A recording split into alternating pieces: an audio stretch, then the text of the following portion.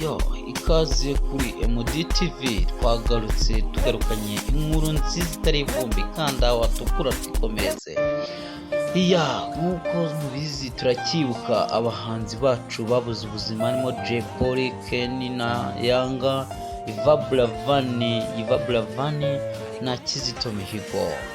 Turacyabibuka cyane twifatanya n'abahanzi bakomeye Superstar, The Ben Mugisha ndetse na Ingabo Medan, bose bafatanya natwe kwibuka abavandimwe bacu babuze ubuzima. Tubazanira n'amakuru meza cyane atariho ivumbi, amakuru aryoshye, amakuru aryoheye ijisho n'amatwi. Ubwo muri aka kanya mu masaha y'isaa 5 zo ku itariki 19 z'ukwezi kwa munani 2022, umuhanzi The Ben n'umukunzi we Pamela bifuriza iruhuko ridashira aba ba superstar bacu Yanga na Iva Buravani, iruhuko ridashira rwose baruhukira mu mahoro.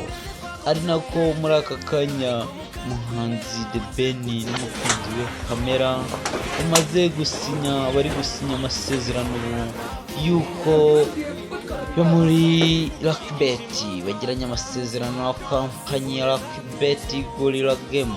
Ubwo Pamela yabazwaga uko yabyumvaga, Pamela akavuga ko akunda siporo, ashishikariza abantu bose gukunda siporo, yishimye cyane n'umukunzi we The Ben. Pamela akaba akunda no betinga umupira n'ukuri w'amaguru, kandi nta muntu utawukunda. Benshi mu Rwanda urabashimisha cyane, natwe uradushimisha.